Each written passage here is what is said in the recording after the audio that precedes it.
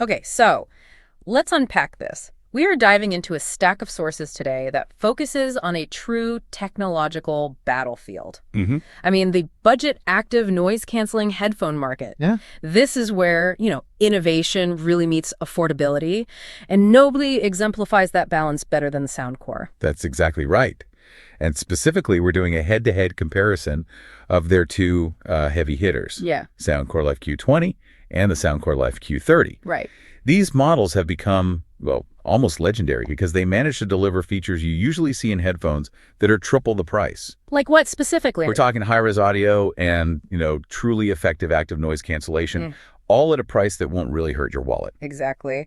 Our mission today is kind of a shortcut for you, our listener. We need to go beyond the spec sheet and really break down the specific refinements and upgrades the Q30 offers over the already outstanding Q20. Yeah, the question isn't whether both are good, they are. Right. The question is, does that modest premium for the Q30 truly pay off in daily use? We're figuring out what you actually gain for that extra investment and whether it aligns with your specific listening habits. And if we connect this to the bigger picture, this decision is about more than just sound quality. It's about endurance, workflow versatility, and really controlling the noise in your, increasingly mobile world. Okay, so where do we start? Let's start with the sound itself. That's the fundamental foundation both headphones share, and it's surprisingly strong. Right out of the gate, both models promise some pretty impressive detailed audio. What does the source material tell us about their shared technical DNA, especially since they're both marketed as high-res certified? What's fascinating here is the core hardware parity. Both models use these really robust 40mm dynamic drivers. That's the engine, basically. That's the engine, exactly. And because they are both high-res audio certified, their extended high frequencies reach all the way up to 40 kilohertz. Okay, and for you, the listener, what does that actually mean? It's critical. 40 kilohertz is way beyond what standard Bluetooth codecs, compress away. It ensures a level of clarity and detail, especially in the high registers, that brings a sparkle to instrumentation that you just don't get with older or cheaper tech. So the baseline sound is already hitting, I guess you could say, professional quality standards. For the price, absolutely. But this is where their paths diverge, and it's kind of a philosophical divergence, particularly when we talk about how they handle the low frequencies. We've got two really different approaches to bass. Precisely. The Q20 features Soundcore's exclusive bass-up technology. The sources highlight that this isn't just a static EQ setting. Oh, interesting. Yeah, it's a dedicated dynamic processor that analyzes the low frequencies in real time and can dramatically boost the bass output by up to 100%. Wow, that sounds like a dream if you're listening to like heavy electronic dance music or modern hip hop where that chest-thumping bass is the main attraction. It absolutely is. If you live for those genres, that dedicated dynamic bass enhancement might be the Q20's ultimate non-negotiable appeal. It prioritizes impact and just raw power. Okay, now the Q30 handles bass differently. It seems like it relies less on digital processing and more on the quality of the physical components. Correct. The Q30 moves away from that aggressive digital boost. It achieves its deep, resonant sound using these highly flexible silk diaphragms. Silk diaphragms. Think of the diaphragm as the actual speaker cone. Silk is incredibly light and responsive, which allows the Q30 to produce that thumping bass and crisp treble naturally without needing that dedicated bass-up mode. So it's aiming for fidelity first. Exactly. So we had a clear trade-off here. The Q20 is the dedicated bass warrior, the one that will dynamically shake your eardrums. But the Q30, with its silk diaphragms, is aiming for a more refined, precise, and, well, arguably cleaner sonic signature. And that's why the source material marked this category as a tie. It's just a matter of taste. Exactly. The Q30, while technically more refined, might sound a little flat to someone who is specifically used to or desires that aggressive, boosted low end of the Q20. You're choosing between pure bass power and natural hardware fidelity based purely on your musical preference. I appreciate that distinction. Okay. So sound quality is a wash based on taste. Let's move to where the distinction is much clearer, and frankly, what most people are buying these headphones for in the first place. Noise cancellation. Voice cancellation. This is the true upgrade path. ANC is definitely the Q30's strongest selling point. I would argue it's the clearest, most measurable reason for the upgrade. if your environment is, unpredictable. The Q20 does set a pretty necessary benchmark, though. It uses hybrid active noise cancellation powered by 4 built-in microphones. Right. The sources note that the Q20 effectively reduces ambient noise by up to 90%, specifically targeting those frustrating low and mid-frequency sounds. Like car engines, airplane noise. Yeah, the constant drone of traffic or the HVAC system in an office. It's absolutely solid for commuting and general travel. But the Q30 takes that foundation and it pushes the numbers. It blocks up to 95% of low-frequency ambient sound. Okay. But honestly, that 5% difference in raw capability isn't the true game changer. It's the adaptability. It's the adaptability. That customizability is huge. I mean, why do I need 3 modes? Doesn't the Q20's one mode just, cancel everything? That's a really important question.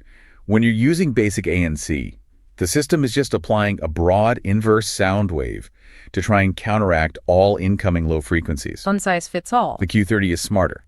It understands that a plane engine sounds fundamentally different from wind whipping past your ears, and that's different again from an office conversation. Okay, so walk us through those specific Q30 modes. So first, you get transport mode.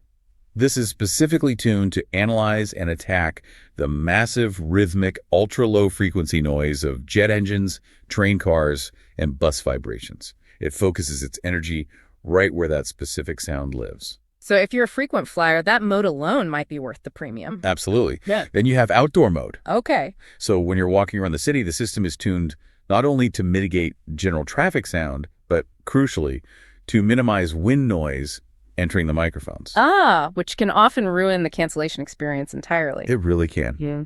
And finally, the indoor mode for everyday environments. Right. Which focuses on canceling the sharper, higher frequency background chatter of a busy office or, common household sounds like kids playing or appliances running. So if you're using these headphones across diverse environments every single day, switching from the train to the office to a coffee shop, then the Q30's ability to optimize the cancellation for your specific current environment makes it significantly more versatile. You're maximizing silence wherever you are. that customizability is a major swing factor, especially for the remote worker or student trying to focus in multiple locations. Now let's talk about endurance, because all that amazing ANC, it drains power fast, right? We need to know if the battery can keep up. Battery performance is a shining feature for both models, but we're really moving from a marathon to an ultra marathon here. Chuckles, okay. The Q20 is already seriously impressive. It offers 40 hours in wireless ANC mode, which stretches to 60 hours in standard music mode. That's enough for a full work week plus your commute. And the Q30 just keeps going. It's really pushing the limits for long-haul travel. It adds a very significant endurance edge. 50 hours in ANC mode and a stunning 70 hours in standard listening mode. 70 hours is a lot. It is. That extra 10 hours in ANC mode means you can effectively handle an entire transatlantic round trip without even worrying about charging, or get an extra week of commuting use. You are simply charging less often, period. But, and this is important, both models are tied on one incredibly practical feature, the quick charge. That's the feature that saves you in a pinch. It truly is. Both offer a powerful quick charge where just 5 minutes plugged into a wall provides 4 hours of listening time. That is fantastic. So whether you grab the Q20 or the Q30, that capability eliminates a huge amount of charging anxiety when you realize you have 5 minutes before running out the door. That's a great parity point. Let's transition from battery life to the physical experience, comfort, and design. Because if you're wearing these for 50 or 70 hours, comfort is not a luxury, it's a necessity. Comfort defines a marathon listening session. The Q20 is certainly comfortable. It uses standard memory foam ear cups and rotating joints on the headband that auto-adjust for a secure seal. And a secure seal is also essential for the ANC performance, right? It's a huge part of passive noise isolation. Yeah. Absolutely. But the Q30 brings in a material upgrade that addresses that long-haul feel. What's the tangible difference between the standard memory foam and the Q30's protein leather? It just elevates the tactile experience. The Q30 combines the existing memory foam with ultra-soft protein leather ear cups.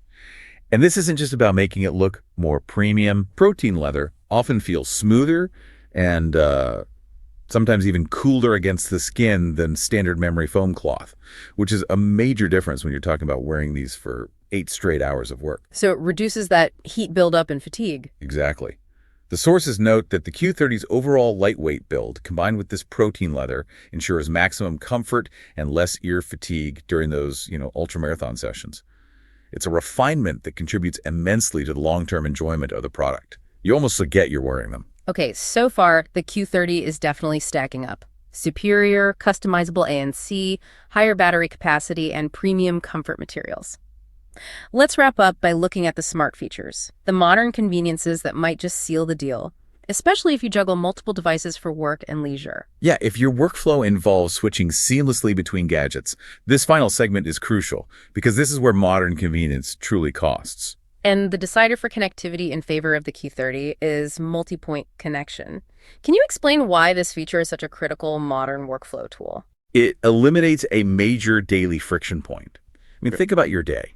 You're streaming music from your work laptop, you're totally focused, and then your personal phone rings. Right. With the Q20, you have to manually disconnect from the laptop, connect to the phone, take the call, hang up, and then reconnect to the laptop. Which, just always a pain. Always. With the Q30's multipoint, it's automatic. It's connected to both devices simultaneously, effortlessly switching the audio feed between streaming music and taking the phone call without you ever having to fumble with Bluetooth settings. That seamless switching alone is often worth the extra price for power users. And the Q30 offers a level of sonic control the Q20 just doesn't have. Yes, through software. The Q30 is compatible with the Soundcore app, which grants you access to a fully custom EQ. Okay. This means you get precise control over your sound profile, tweaking the frequency curves to match your exact taste or compensate for different music sources. The Q20 maintains simpler, standard Bluetooth connectivity without that fine-grained app integration. You're sort of limited to whatever sound profile it offers out of the box. It's interesting, though, that one key detail popped up in the source material that seems like a step backward for the Q30, despite all these upgrades. It relates to wired listening. Ah, yes, the caveat. Both models include a 3.5mm AUX cable for wired listening, which is great. Sure. However, the source material does give a small caveat for the Q30. ANC does not work when you are in wired mode on that model. Wait, really? So you get all this advanced customizable ANC, but the moment you plug it into an airplane entertainment system, the feature is just disabled. Correct. That's a major trade-off for a frequent traveler to consider, especially since the ANC does work in wired mode on the older Q20. It's a crucial detail. For travelers, you have to weigh the superior ANC performance of the Q30 in wireless mode against the loss of ANC when you're forced to use the wired connection on older systems. It suggests the power draw, or maybe the processing required for the Q30's advanced cancellation, might be too high to run passively off a wired source. Okay. And in terms of sheer value, what you get in the box? They're tied. Both give you the USB-C charging cable, the AUX cable, and a travel pouch. So they both provide good value. Exactly. But the price difference between them ultimately buys convenience, endurance, and customization. The Q20 is the entry-level budget champion. It excels at core features like strong bass and competent ANC for a minimal investment. The Q30, however, commands that modest premium by solving many of the daily friction points that heavy users run into. So what does this all mean for the listener standing in the digital aisle? How do we definitively advise them based on their lifestyle? Let's frame the ultimate choice directly for you. You should choose the Q20 if bass-up technology is a non-negotiable must-have for the genres you listen to most. You prioritize that dynamic bass power over natural fidelity. Okay. Or if you don't need app customization or multipoint, you mainly use one device for listening. Exactly. And if 40 to 60 hours of battery is more than enough for your weekly routine, it just remains an outstanding entry point that delivers on core sound and noise blocking. But you should choose the Q30 if you need the absolute best noise cancellation in this price bracket, particularly those highly adaptable transport, outdoor, and indoor modes to manage diverse environments. And if multi-point connectivity is essential for your workflow, demanding that seamless switching between a work laptop and a personal phone. Or if you need maximum endurance, that 50 to 70 hours for long-haul travel or just charging less often. Or, frankly, if you simply prefer that premium, ultra-soft protein leather feel for those incredibly long listening sessions. So it's the versatile champion versus the focused budget champion. The Q30 is paying for intelligence and adaptability. At the end of the day, that's what it is. And that leads us to the final thought we want to leave you with. The Q30's entire strength lies in its versatility. It adapts to the physical environment through custom ANC, and it adapts to your digital setup through multi-point connection. And considering how quickly our work and leisure boundaries are blurring, and how often we rely on seamless switching between tools, Is that minor cost difference worth the sheer efficiency and customizable context the Q30 offers over the long haul of ownership? Yeah, that's the question. Think about how often you need your tech to switch gears for you, and that will tell you which model truly aligns with your day-to-day life.